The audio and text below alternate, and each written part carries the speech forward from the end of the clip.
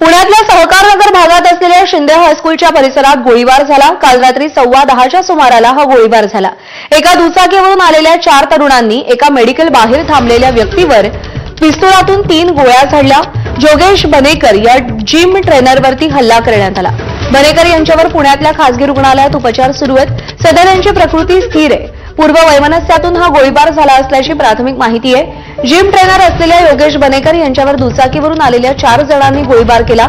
या 4ही जणांना रात्री पोलिसांनी अटक केली आहे। मात्र या घटनेमुळे परिसरात तणावाचं वातावरण निर्माण झाल्याचं पाहायला मिळत आहे। आढावा घेतलाय शिवानी पांढरे हिनं।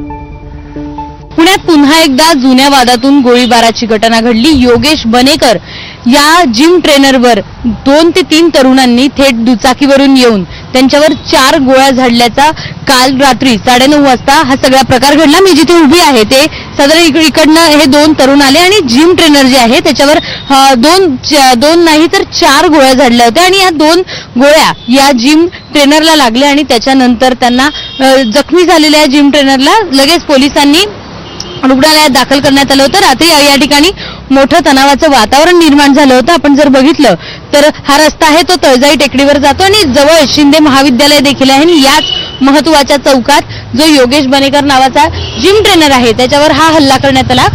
जुना यांचा वाद आहे आणि त्यानंतर याच्यावर पाळत ठेवून हल्ला करण्यात आल्याची प्राथमिक माहिती आहे ती पोलिसांनी सध्या दिली आहे। याच प्रकरणातली 4ही आरोपींना काल रात्री पोलिसांनी ताब्यात घेतलं होतं आणि आज सकाळी त्यांना अटक देखील जाहीर करण्यात आले। एवढंच नाही तर संपूर्ण परिसरात काही प्रमाणात काल तणावाचं वातावरण निर्माण झाल्याचं देखील आपल्याला पाहायला मिळालं होतं। मागच्या काही दिवस झाले पुणे शहरात मोठ्या प्रमाणात वेगवेगळ्या पद्धतीने वेगवेगळ्या कारणावरून गोळीबाराच्या घटना घडताना आपल्याला दिसतच आहे। तर कालची ही घटना जुन्या वादातून घडल्याचं देखील पुन्हा एकदा आपल्याला पाहायला मिळालंय। कॅमेरामन विजय राऊतसह शिवानी पांढरे, एबीपी माझा, पुणे। कल्याण पूर्वेतल्या आत्माराम नगर परिसरात 2 सराईत गुंडांच्या टोळीमध्ये पूर्व वैमनस्यातून तुफान राडा झालाय। हा वाद इतका विकोपाला गेला की मध्यरात्रीच्या सुमारास भर रस्त्यात तब्बल 3 ते 4 राऊंड फायर करण्यात आले। या गोळीबारात राहुल वर्मा